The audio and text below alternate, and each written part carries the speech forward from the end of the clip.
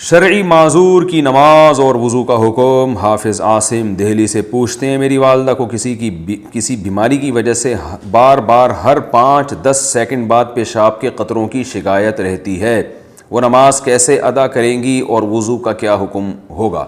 یہ بہت اہم مسئلہ ہے کہ جس کو قطرے آنے کی بیماری ہو یا بار بار ہوا خارج ہونے کی بیماری ہو، وہ نماز کیسے پڑھے گا؟ یہ ایسا مسئلہ ہے کہ لوگ بہت خون پیتے ہیں بار بار پوچھ کے، تو یہ بہت اچھی طرح سے سمجھیں، اور یہ اچھا ایک کلپ ریکارڈ ہو جائے گا تاکہ ہم آئندہ کوئی بھی یہ مسئلہ پوچھتے ہیں تو اسی کلپ کا حوالہ دوں گا میں۔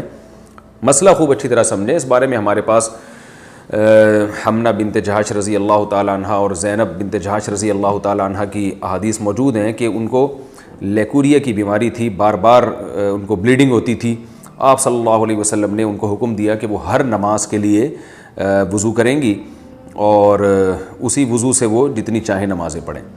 تو اس سے علماء نے استدلال کیا ہے کہ کسی کا وضو ٹھہرتا ہی اگر نہیں ہے کہ وہ یعنی جب بھی نماز پڑھتا ہے تو نماز کے دوران وضو ٹوٹ جاتا ہے یا نماز سے پہلے ہی ٹوٹ جاتا ہے، تو وہ یعنی ہوا خارج ہوتی ہو یا پیشاب کا قطرہ نکلتا ہو تو بار بار وضو ٹوٹ رہا ہے، تو ایسا شخص پھر معذوروں کی فہرست میں داخل ہے۔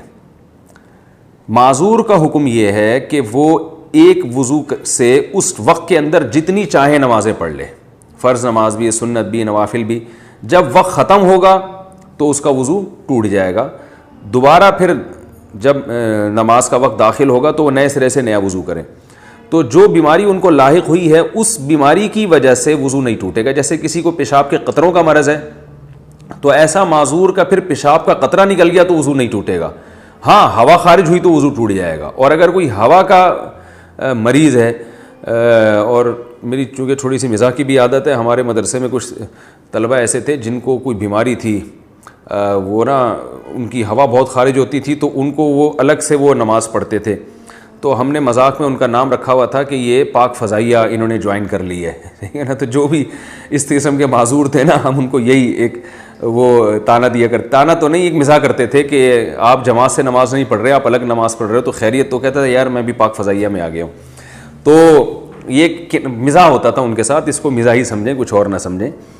تو ہوا بار بار خارج ہوتی ہے، ایک تو پاک فضائیہ وہ ہے جو واقعی پاک فضائیہ ہے، جو ایئر فورس ہے ہماری، وہ تو ہمارے لیے قابل فخر ہے۔ یہ فضائیہ سے مراد وہ والی فضا نہیں ہے، یہ کوئی اور والی فضا مراد ہے اس سے۔ تو بار بار کسی کی ہوا اگر خارج ہو رہی ہے، بار بار پیشاب کا قطرہ خارج ہو رہا ہے اور نماز کے دوران بھی قطرہ خارج ہو جاتا ہے، تو پھر اس کے لیے حکم یہی ہے کہ وہ اسی وضو سے جتنی چاہے نمازیں پڑھے۔ جب نماز کا وقت ختم ہوگا، نیا وقت داخل ہوگا تو نئے وضو سے پھر وہ نئی نمازیں، وہ جتنی نمازیں چاہے پڑھیں گا۔ یعنی ایک وضو سے وہ اگلے وقت کی نمازیں نہیں پڑھ سکتا بس، لیکن کسی اور وجہ سے وضو ٹوٹا تو ٹوٹ جائے گا۔ اب یہ کہ معذوروں کی فہرست میں داخل کب ہوگا یہ سمجھیں۔ کسی بھی شخص پر کوئی ایک نماز کا پورا وقت ایسا آ جائے کہ جس پورے وقت میں کوشش کے باوجود وہ باوضو ہو کے نماز نہ پڑھ سکے، تو جب یہ اس کنڈیشن میں وہ آئے گا تو وہ معذوروں کی فہرست میں داخل ہو جائے گا۔ مثال کے طور پر مغرب اور عشاء کا وقت بہت تھوڑا ہوتا ہے، اس مغرب اور عشاء کے تو درمیان کا وقت ہے، فرض کریں وہ 1.5 گھنٹے کا وقت تھا مغرب اور عشاء کے درمیان۔ اب اس شخص نے وضو کیا اطمینان سے، وضو کے بعد اس نے کھڑے ہو کر نیت باندھی مغرب کی نماز کی، لیکن اس سلام پھیرنے سے پہلے اسے پیشاب کا قطرہ خارج ہو گیا، تو یہ دوبارہ جائے گا، وضو کرے گا، ٹھیک ہے نا۔ پھر دوبارہ جب نماز کی نیت باندھتا ہے تو اسے پتہ ہے کہ میں سلام پھیرنے سے پہلے پھر قطرہ خارج ہو جائے گا، یا پتہ تو نہیں ہے لیکن عملاً ایسا ہو گیا، تو پورا ٹائم اس کو ٹائم نہیں مل رہا کہ وضو کر کے نماز پڑھ سکے۔ تو جب بھی ایک دفعہ ایسا ہوگا تو ایک دفعہ ایسے ہونے کے بعد شریعت اس پہ معذور ہونے کا حکم لگا دے گی۔ یہ معذور کا مطلب بھائی یہ وضو کر کے نماز پڑھ ہی نہیں سکتا۔ تو جب ایک دفعہ معذوروں کی فہرست میں داخل ہو گیا تو اب ہر نماز میں یہ ضروری نہیں ہے کہ پورا ٹائم اسے یہ قطرہ آتا رہے، کیونکہ یہ تو بڑا حرج ہو جائے گا نا، پورا ٹائم کون چیک کرتا رہے گا۔ تو ایک دفعہ جب معذوروں کی فہرست میں داخل ہو گیا تو اب وہ ہمیشہ کے لیے معذوروں ہی کی فہرست میں رہے گا۔ اب اس معذوروں کی فہرست سے نکلے گا اس وقت جب پورا ٹائم نماز کا گزر جائے اور ایک دفعہ بھی قطرہ خارج نہ ہو۔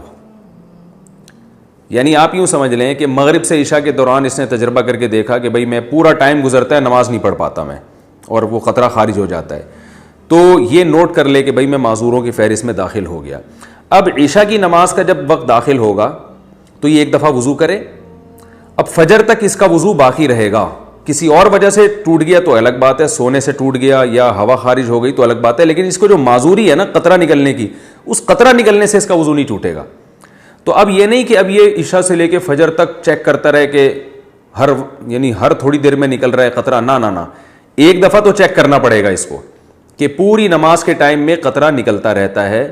لیکن جب ایک دفعہ یہ اس فہرست میں داخل ہو گیا تو اب پوری نماز کے ٹائم میں ایک دفعہ بھی اس کو پیشاب کا قطرہ آ گیا تو یہ معذور ہی رہے گا. یعنی معذور کی فہرست میں داخل ہونا تو مشکل ہے, داخل رہنا مشکل نہیں ہے.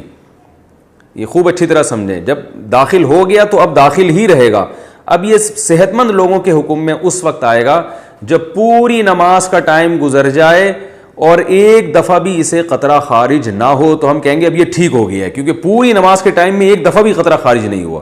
تو جب ٹھیک ہو جائے گا پھر یہ عام لوگوں کے حکم میں آ جائے گا کہ جیسے عام لوگ پراپر طریقے سے وضو کرتے ہیں اور قطرہ خارج ہونے سے ان کا وضو ٹوٹتا ہے تو اس کا بھی وضو ٹوٹ جائے گا.